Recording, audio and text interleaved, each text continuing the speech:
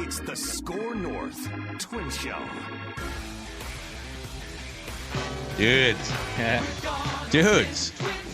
not to be lost in the shuffle of a great, exciting week of Minnesota sports. You got the Vikings maybe grabbing their franchise quarterback of the future in J.J. McCarthy. The Timberwolves clinching their first playoff series in 20 years. And the Twins haven't lost a game since the last time we did our Monday State of the Twins episode. Here they are, above 500, gentlemen. Let's go. Let's go. So this is a State of the Twins episode here of the Score North Twin Show. We got our guy, beat podcaster extraordinaire, Declan Goff, the sports dad, Judd Solgad.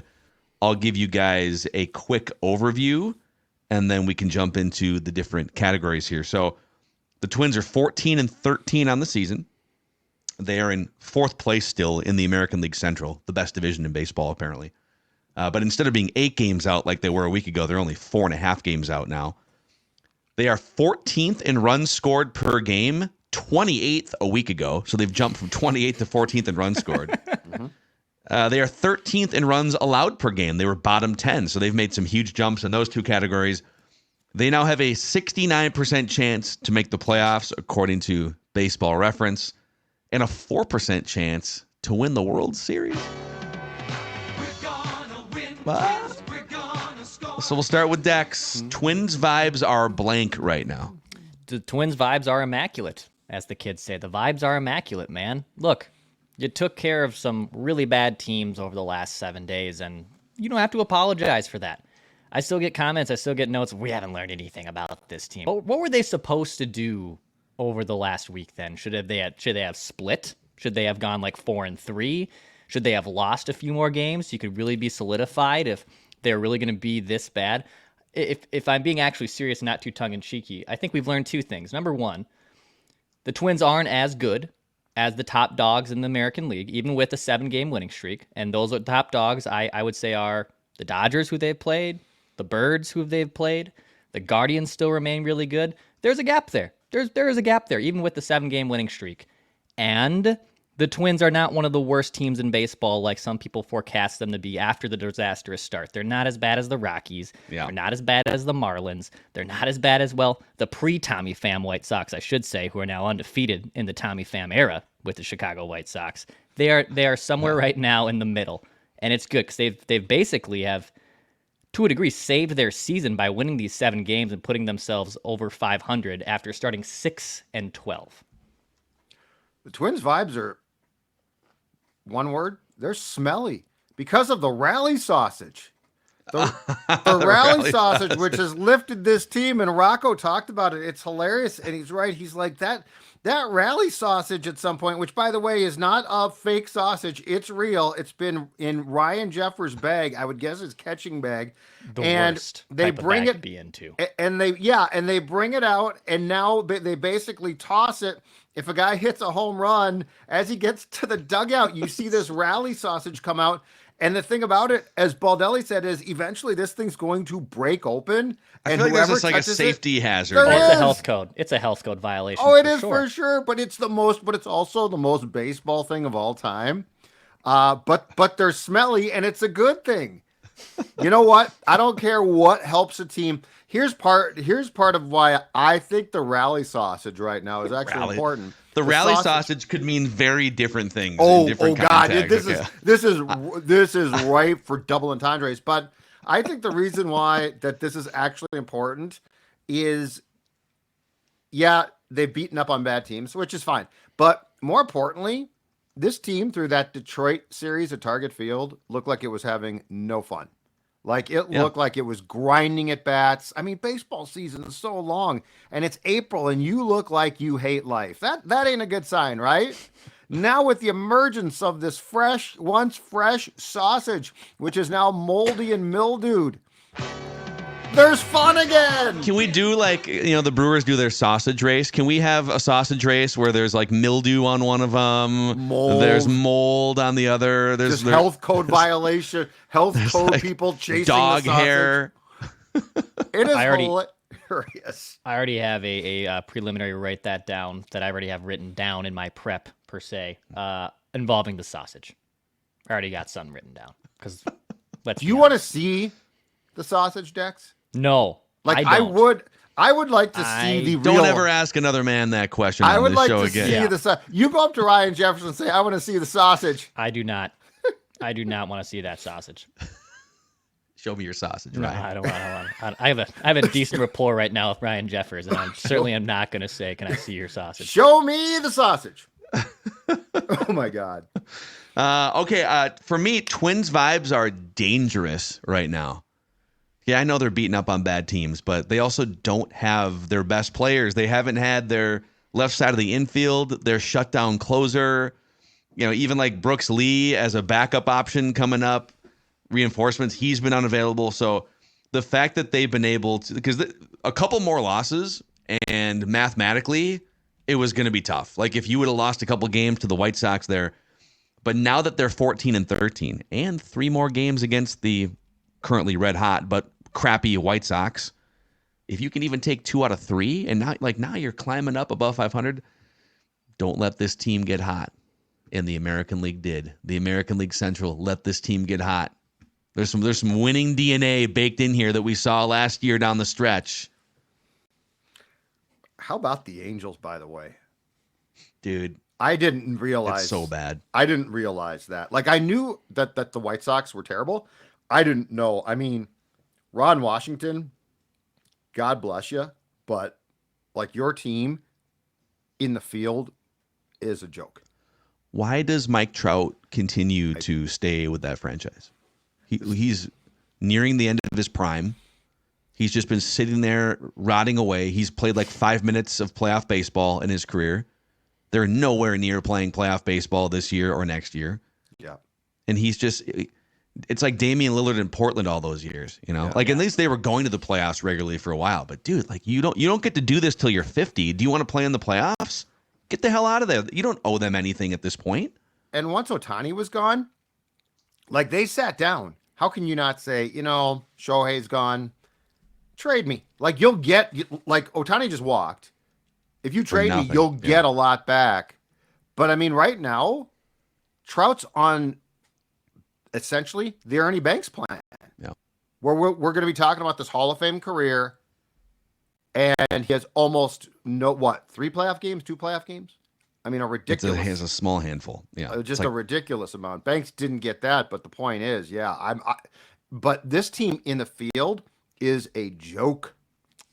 I would like to see him. It'd be pretty fun. This would be not good news if you're a National League team. Can you imagine if he goes home to Philadelphia and plays for his Phillies? Oh, with Bryce Harper? That would be fun. That'd be nuts. That'd be absolutely insane. And he's not from Philly. I think he's from New Jersey, technically. But I know he's a big Eagles fan. Right. So Yeah, that'd be it'd be pretty fun. insane. So, okay, let's go through a couple different other categories here, Dex. We'll start with your favorite current Twins thing. My favorite current Twins thing is the lineup is back from the dead. Let me just give you a snapshot of what has happened here over the last week. Number 1, the Twins enter Major League Baseball today, not just in the AL, but in all of Major League Baseball with the best OPS over the last week. They have been destroying baseballs against bad teams. Ryan Jeffers in the last week hitting .476, OPS over 1,000. Trevor Larnach, who actually hasn't started every game because of some lefty splits, hitting .462 over the last week, OPS over 1,000. Edward Julian hitting .333, OPS over 1,000. You're sensing a theme here. Max Kepler hitting .400, OPS over 1,000. Yeah. Carlos Santana's been Frankenstein backed from the dead. He's hitting pretty well. .292, OPS over 1,000. Byron Buxton still remaining red hot, hitting .353, OPS over 1,000. I know they're taking really good care of some bad pitching, but this lineup wasn't going to be as bad for this long. I mean, they were historically going to set baseball records when they started 6-12 with how poorly they were performing. And there's still some things, you'd like to see them have a little bit more timely hits with runners in scoring position and whatnot. But look, they've had, I think, a week straight of 10-plus hits, something this team hasn't done since 2006, for God's sakes, which was one of the best Twins teams of my generation that never really accomplished anything. But at the same time, this lineup's back from the dead. They're not going to have an OPS over 1,000 also through the course of 162 games. But this lineup has woken up, and they're about to get Carlos Correa back. They'll probably get a timeline here this week of Royce Lewis's return. So good things are happening here, even without being without Carlos Correa and Royce Lewis. And in sweeping over the weekend, runners on scoring position, 17 for 45, including 6 for 18 on Sunday. So that's impressive. But here's my favorite thing. And I noticed that Christian Vasquez talked about this post game with Provis and the boys yesterday, and Rocco elaborated. And we're finally getting to where I think common sense is trumping philosophy. Christian Vasquez said post game, "We have made adjustments in the past week and are putting the ball in play." Mm-hmm. Rocco said, "We had really good at bats, and we are now satisfied hitting line drives." So I decided to look at that a little bit deeper. Let's talk about strikeouts, okay? In the first 20 games, the Twins had struck out as a team 198 times. They were averaging 9.9, basically 10 strikeouts per game. In the last week, that has gone from 9.9 in seven games now to 7.7. And more importantly, in the last 4, they have struck out 21 times. That is 5.3 strikeouts per game. I find, because I think Rocco basically is the fall guy for everything that goes wrong as far as approach, philosophy, lineups, blah, blah, blah.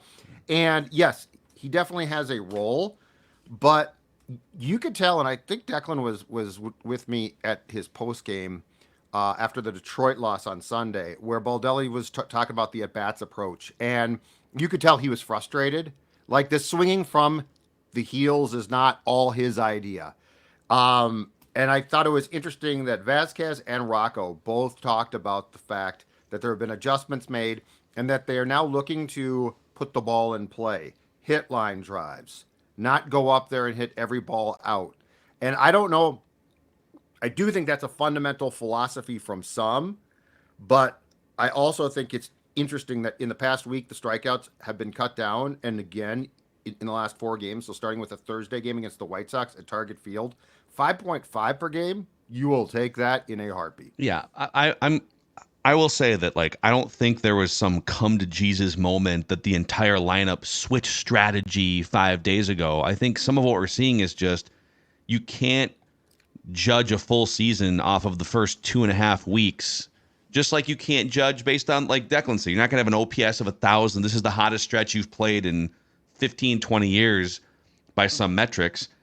I think you had to trust that by getting rid of Joey Gallo and Michael A. Taylor, who were 2 of the top strikeout hitters in all of baseball, and replacing them with, for instance, like Carlos Santana, who's not a huge strikeout hitter, Austin Martin, who makes contact more than almost any player in the Twins professional system, any level, that's going to, at some point, like, those guys are going to make contact if Carlos Santana doesn't go over the age cliff, which, by the way, he didn't. All you guys who wanted him DFA'd after the first 2.5 weeks, Judd, he looks like the old Carlos Santana here. It just took him a couple weeks to knock the rust off. Keep it up. Keep doing it, and that's great.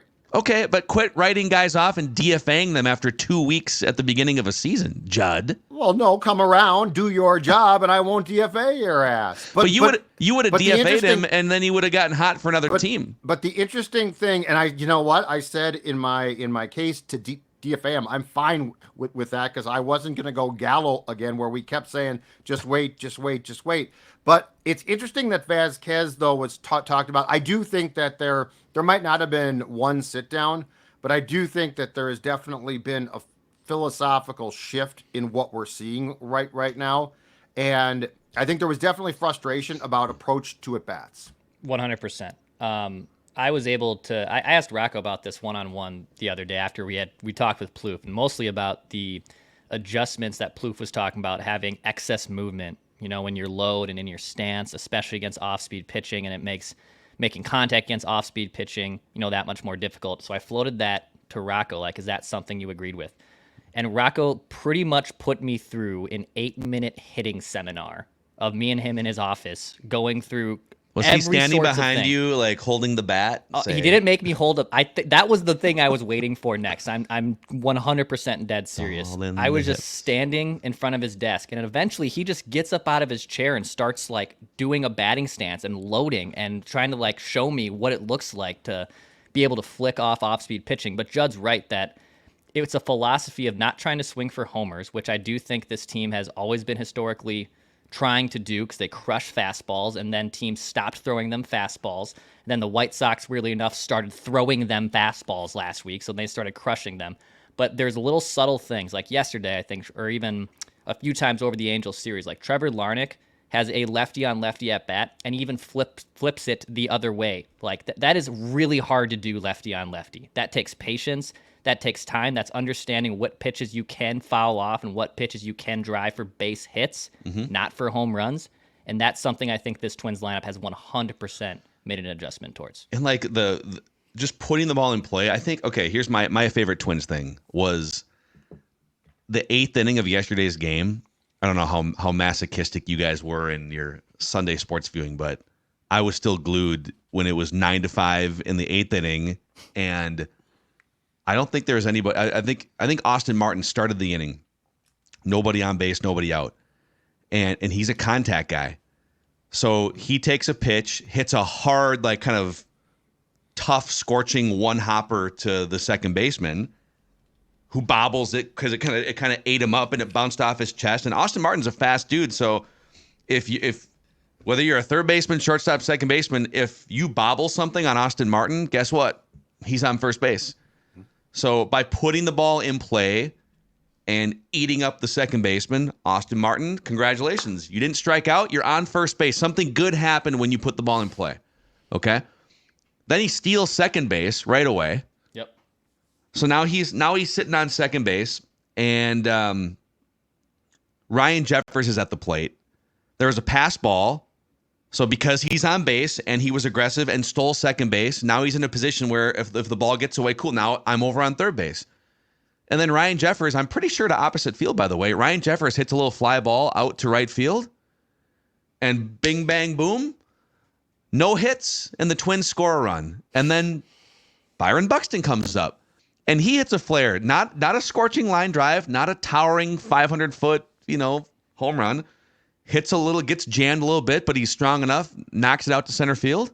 He steals second base, and then a double knocks him. And it's like, if you can just put the ball in play, once or twice a game, you might get a hit or a reach on air or move a guy over or whatever it may be by just not striking out. And even though the game was already in hand, they were up 9-5, already about to sweep. I just thought the 8th inning was a great example of this is how you can score runs. Have your fast players steal second base, have them put the ball in play, and then hit sacrifice flies to move runners over and move runners in. It was manufacturing runs. Especially against that team, because there was a fighting chance. I think in 3 games, I think they made 5 errors that they were charged with. Yeah. Like that's how you beat bad teams, right? Like that's the recipe, is make them make plays, because the Angels don't want to make plays. So good for you. Yeah. Yep.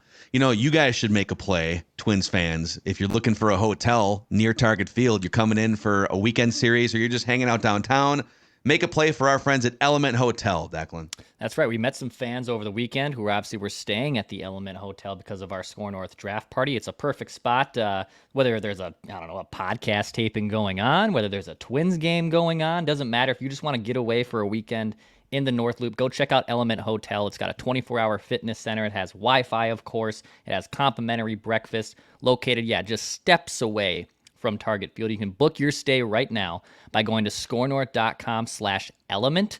That's scorenorth.com/element. You'll get 15% off your room rate from our friends at Element Hotel. So when you go to scorenorth.com/element, 15% off that next room for your next staycation in the North Loop for a Twins game. Love it. Also, it is riding season here, and Dennis Kirk is back supporting our podcast, the Score North Twins Show. We appreciate them.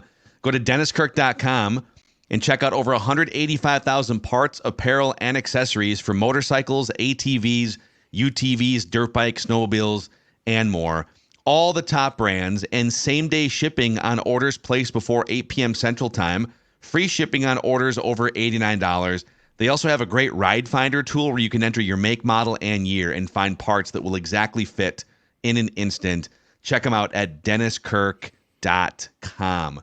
Okay, your least favorite Twins thing right now. It's tough to find one after the last It week. is tough. This is tough. This is nitpicky. Hey, by the way, and I think we can do this. The Twins are on the grid today, and it is a glorious Immaculate Grid. Like it is a unique. It's a unique Immaculate Grid, and I think you could fly through it even. What if, in honor of the Twins not having lost a game since last week's State of the Twins, that we give them a reprieve from our least favorite Twins category? They are exonerated from the least favorite Twins thing category. Is that true for Judd? Because I feel like Judd has just a list still of things he might. I got 3 pages of Twins notes. Not to be confused. Okay, what's one thing that is stuck in your craw? We'll just do Judd's least favorite Twins thing. There's a little bit of concern. Going back to I think Dex used this last week. It's Pablo Lopez being great for 4 innings on Sunday, and then running into that weird 5th, and his velo went down again on Sunday. I don't know. It's least favorite because, as Declan talked about, the velocity is fluctuating a little bit, and I'm just curious about that. So that would be my one thing, because he was no hitter through 4, absolutely brilliant. And then the Angels, his velocity dips, and the Angels get back-to-back home runs, and at that point in time, pulled within 1 run. So that's my little bit concerned about Pablo, least favorite thing. Okay. What's your Dax? Go ahead. So yeah, that was in my category too, and I will say as a whole, I still think that start was actually more of a win than it was a loss, and I know that for multiple reasons, but it was way more concerning in my opinion in the previous outing in the homestand, because the velocity was significantly down from start to finish. Now yesterday he was really damn sharp for the first 4 innings, throwing a lot more fastballs to yesterday as well. And it's just my least favorite thing, my qualm, is just you want your ace to be more sharp. Like Pablo Lopez, I don't think it's like a significant concern. And again, I think it was more of a half step forward than it was a step backwards yesterday for Pablo's long-term health and long-term outlook. But he's your ace. Like Joe Ryan's been great. Paley Ober's been phenomenal. And Chris Paddock is certainly a serviceable arm. But Pablo Lopez is your ace. Like you can't afford Pablo Lopez to take a step back, even if the step back is not drastic. You need him to be your ace. You need him to be your stopper in a rotation. So that there is still, I think, a question that has to be answered there. And he did a little bit of this last year. He scuffled a little bit in the month of May, I think, right after signing that contract, and then from like June on was legitimately one of the best pitchers in baseball. So yeah, the concern level isn't high for me with Pablo Lopez, but I would like my ace, if I'm being nitpicky with the 7-game win streak, just to be a little bit more sharp. Yeah, I think it is something to keep an eye on. Like when you're coming off a career high, and we've talked about this before, like innings, strikeouts, high leverage games and innings and pitches and playoffs and everything, that is there something to keep an eye on? Maybe, hell, now that they're kind of back in it, would you mind if he just sat out for 2 weeks on the injured list at some point when it makes sense? I don't know. Like maybe pushing his innings up even higher this year is a mistake. So maybe they do need to find him a spot on the schedule. So the velo is always kind of telling, but we'll keep an eye on it. Okay. You guys want to do a grid? We can do a grid. Yeah, we can do a grid. Okay. This is a fun looking grid, man. Twins on the grid. I did not. I wanted to check this right before we flip the mics. Like, I haven't played the grid in a while. So look at this bad boy. Oh, wow. And the Cubs. Okay, so for the audio audience, we're looking for a rarity score. I did see a tweet from someone that said their friend, I should find this. Their friend had like a 2 rarity score on today's grid. Sorry, I'm blanking on who sent me that tweet, but wow. We're looking for a Twin who played at least a game in left field, center field, and right field, 3 different categories. A Cub who played a game in left field, center field, right field, so it could 3 different players. And same for the Angels, left field, center field, right field. This is going to be... So let's go as obscure as we can. Joe Mauer played 1 game in right field. I covered it. Yep, I was at it. But is that going to be like too obvious? Do people remember Joe Mauer playing that 1 game in right field? Twins fans do. Mm-hmm. So if you're a Twins fan filling out this grid, that's where that will come from. Or would it be better to go with like Rich Becker in, center field, or old school players that Judd would Joe Benson, guys like that. Ooh, Joe Benson might be good. I think he played all three of those, man. Jason Tyner played left field and then retired after diving for a foul for a easy fly ball. Jason right? Bartlett, not Tyner. Tyner was great. Tyner would be a center. Let's put Bartlett in left. Be great. He did in Cleveland. God, it was bad. Bartlett. Come on. .03. Okay. Oh, he's in a Tampa Bay hat. That's a bunch of crap. Let's ride here. Let's go obscure. Trevor Plouffe played right field, didn't he? But as Plouffe said, Plouffe's now a grid darling because of John Boy. Right. So I think we can go a little more obscure than Plouffe even here. How about Judd? I'm thinking 90s for Twins. Alex Ochoa, Cole. Alex Cole tore his ACL playing center field at the Metrodome. Otis Nixon played center field for the Twins. Yeah, there were a bunch of those. The 90s were fantastic. Is Alex Cole obscure enough in center field to be? For the Twins? Probably. COLE. Yeah. Great goggles. Rec specs. Point Nice. two. Point two. There they are. Look at those awesome rec specs. Double ear flaps, too. And then, my God, right field. Well, Joe Mauer, but I worry a little bit that's gonna be like 3% because it's. I'm trying to think who was there ever Brian Buchanan else like that, or just like Michael Restovich, guys like that. Yeah, guys that they just stuck out in right field. Did like Parmalee? Parmalee played right field. Yeah. Yep.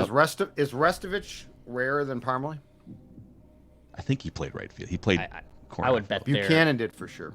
Mike Ryan, didn't he play right field? Mike Ryan, yeah, probably played some right field. Pedro Munoz. He's going to be more, but I think you guys hit on the backups better. Okay, so Brian Buchanan would be right. Yeah. I do remember that dude butchering balls off the baggie in the Metrodome. Yeah, Pretty sure. I think they got him from the Padres. Pretty sure. No, they traded Padres. That's what it was. Okay. Yep. I'm not 100% on this, just so you guys know. Nope, you're fine. Brian Buchanan. Yep. .08. .08. Look at Buck. If you wonder why he butchered balls, just look at that face. Huge forearms. Like some of the biggest forearms I've ever seen. Glove. Let me catch the ball. All right. Okay, Cubs, so many options from like the 90s. Doug Glanville. In center. Glenn Allen Hill. Yeah, Doug Glanville played everywhere in the outfield. You remember in your GN days, Phil, I'm trying to think of, was there ever a weird like Wrigley Field substitution too? Like a guy that didn't play the outfield who got moved to that's what I'm trying to think of from the 80s. Because like it was Gary Matthews, Bob Dernier, Keith Moreland, but those were the regulars. Didn't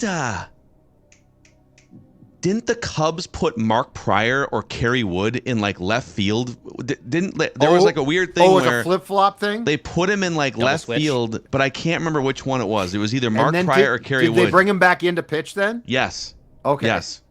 Oh boy. If you But can I don't remember. It was left field, and I don't remember if it was Mark Pryor or Kerry Wood, but I'm fairly certain this happened. Just some names to tinker on here. Superstar Sam Fuld was a Cub guy that probably dabbled in all three of these positions. Yep, center field for sure, right? Was Jason Tyner a Cub? I think he was. A Ray. And I think he was Matt Merton was another one. Matt Merton played some center field for the Cubs back in those early 2000s. I had Marlon Redhead. Bird on some fantasy baseball teams. Yep. He played probably some corners. Yep. Who was the guy that butchered the ball in left in Milwaukee? Was it Brant Brown? Brant Brown. Yes, definitely Brant Brown played left field. And didn't Brooks Kieschnick play some outfield for the Cubs? I once drank with Brooks in a Des Moines bar. Let's go Brant Brown and left. Brant. I think I'm like BRAN. Is it DT? I thought it was just T, but I'm not sure. Is it so Brant? I thought it was Brant Brown. Brown. This 96. Brant Brown. Yep. That's him. Left field, right? Yes. Yep. Yeah, he butchered the ball in Milwaukee. .7. 0.7? Oh, it's a little higher than. Gotta remember, Cubs fan base are going to be bigger too. So Yes. Yeah. I would say for center field, Sam Fuld is a great one. Who was the guy that hit, was it 3 or 4 home runs on opening day? Oh recently? God, no, like in No, Tuffy Rhodes. Tuffy Rhodes. But because Rhodes? he hit 3 home runs on opening probably day and then did not hit another home run and was DFA'd in like May. And he didn't play in the 1920s. Tuffy Rhodes for the Chicago Cubs. See? Tuffy Rhodes. What a great opening. But is he so popular because of 3 home runs? Yeah. I mean, like Juan Pierre played for the Cubs, right, Juan for a minute. Pierre, I think, was a Cub. But yeah. Matt Merton played center field for the Cubs. Doug Glanville played center field for the Cubs. Matt Merton. Matt Merton. Okay. I feel like Glanville, especially because he does broadcasting for him now. M-U-R. Matt Merton. Oh, yeah, Matt Merton. Okay. I remember this name. Yeah, that's right in your wheelhouse, Dex. .1. .1, dude. Okay, so right. Did Sam Fuld had to have played some, right? All I these would dudes played everywhere, think right? so. I mentioned Marlon Bird. I think played probably some right field for them. And it's just got to be Derek a game. May. Didn't Derek May in the 90s? Derek May? Did he? I mean, Sosa was the right fielder in the 90s, I guess. Yeah, But, don't use Sosa. Yeah. trying to think of other like post Sosa. Or even just random twin. Dougie Baseball is probably more just first base and DH. I don't think he probably got into right. Oh, I think with the Pirates he probably got out there. Yeah. I'm trying to think of other Cubs, Twins, connections.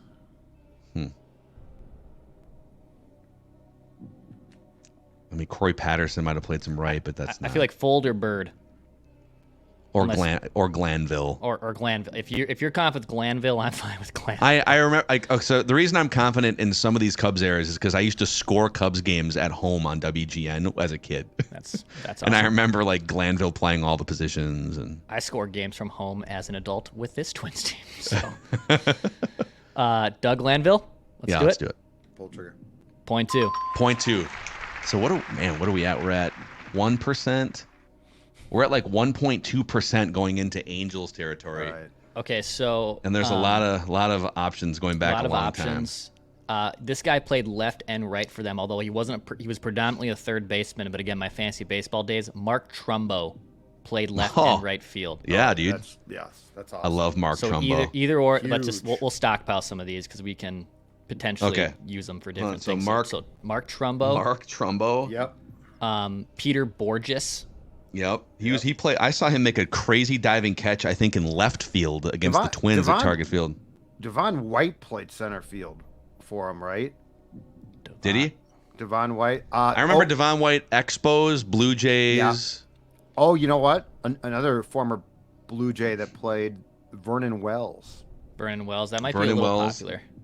I feel like he was such a bust, and he was a really good player. I'm trying to think of the 80s, 70s, and 80s Angels And the teams. 02 ALCS team that beat the Twins and won a World Series, that was like who hit the 4 home runs in the game? So Tim Salmon. Well, Salmon. It was 3 home runs from Adam Kennedy. He was a second baseman. Was he second baseman? Okay. Yeah, he well, was second baseman. I wonder if he dabbled in some of the corners. Josh so. Hamilton. Rex Hudler. Rex Hudler was he was their broadcaster for a long time too, so he's probably not gonna. Oh, Phil, did Sean Burrows ever play the corners? I know he was a third baseman. He made opening day with the Twins on one of those teams you covered. Did he potentially play a corner position for them? He played third for them. Yeah. I don't know for sure. Dave Winfield played for the Angels. Did he Toward the play end of the his career. outfield or just DH for them? That's what I was trying to Winnie? remember. Yeah. He probably Because played. he was- He probably played some corners. And Reggie played for him too, but again, Reggie? he might have just Reggie DH'd Jackson? but he might have just DH. But you'd be surprised, like how many of these guys find their way in for 5-10 games. Like it's very rare that you're just a DH. But Recent Angels, like players like Cole Calhoun. I mean, who played yesterday? Because this would log. Like, who was the new right fielder that butchered that ball yesterday? Adele? Joe Adele. Because sometimes with these like Sucks. one-team squares, It's supposed to be good. like people forget like you can use current day rookies. Oh, yeah. And the only guys that are really going to know that are like current day younger Angels fans. So keep those in mind too, if we want to use them. So Trumbo for I think one of the corners could work. Yeah. Another guy, I like just Trumbo. going back to like 90s. I remember watching at Wrigley Field a Cubs Rockies game where my dad and I were sitting along the first baseline, and it was a doubleheader actually. And we watched Dante Bichette throw a ball on the fly from the edge of the warning track to third base, no hops. Dante Bichette played for the Angels, and maybe the Expos too, but he played for the Angels before the Rocky. Like, I think the Rockies Brewers. might have grabbed him from. I think he started with the Brewers. Okay. Well, I mean, I know that he played for the Angels. I'm trying. He played right field for the Rockies. Yep. Did Dante Bichette play right field for the Angels? Whew. One of the worst defensive players. With a cannon for an arm. With a cannon for an arm. Well, yeah. Trumbo put in somewhere because that's a good one. Okay, let's put Trumbo in. Put Trumbo in left. Okay, Mark Trumbo. Didn't he hit 30 jacks once in a while? 2%. 2. I mean, it's still pretty good. We're still tracking for under 5%. What are my 80s Angels? Pettis? Borges. Gary Matthews Jr. has one of the most famous catches. Oh, that's good. Matthews. That might be. But that's going to be. Angels fans. It's going to be good. Cole Calhoun. I'm trying to Josh think of the other Hamilton Trout. played some right. Josh Hamilton. Other players on that Angels team. Jeff Devannon was a corner outfielder on the Angels team that you guys were talking, like the 02, the John Lackey teams. Did Ben Revere? Darren Erstad, right? Ben Revere finish with the Angels? Yes, Erstad's probably going to be pretty popular. Definitely center fielder for the Angels. I think Revere did play. Oh, I think he had a. All right, so this is where I think this would work. Like Aaron Hicks played right field yesterday, didn't he? He definitely was in their outfield because he was in their outfield. Butchered a play, I think, or 2 days ago. So Aaron Hicks probably has played a right or center field for them this year for a game, or at least a defensive replacement, most likely. Maybe not center because of Trout. Well, Trout gets hurt. Trout, I mean, he's not playing every game. True. Yeah, well, is this going to be too soon? Is this going to be 5% because people are thinking about old Hicksy? I think it's. Do you want to do center or right? Oh! You know who played for them from the Twins? Disco Dan Ford. Oh, okay. In what right or center? I think he played more center because he played center here.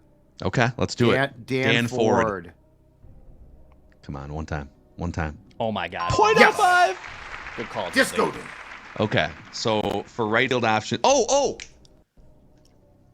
Rob Quinlan, former Gopher. Rob he played Quinlan. right? He's a friend of mine. He was a utility player who played corners and first base and DH for years for the Angels. How do you spell Quinlan? QU. There's no. Two B's. Rob Quinlan. One time, come on. 3%. There it is. Let's go. Hill Murray's finest, right, Phil? .004. Hill.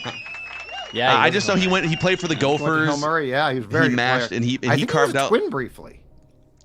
I think he was a career Angel. Pretty sure he was a career Angel. Was he? Hold on a second. Let's look him up here. I can look Rob now. Quinlan.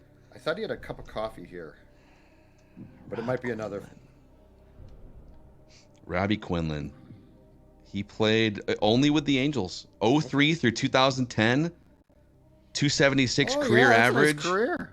Just like he was like a great Real nice career for pinch Robbie. hitter, utility player. Hill Murray. Okay, I got that right at least. 504 options for Cubs left fielders. Yeah, because it goes back 150 years. Yeah. Hey? Yeah, I was going to say. How the boys? The homer and the Taking goal. the tail, yeah. Crosley Field. Wrigley Field's being built for the summer of 1907. That's a wrap on the Score North Twin Show Enjoy here. your cruise on the Titanic.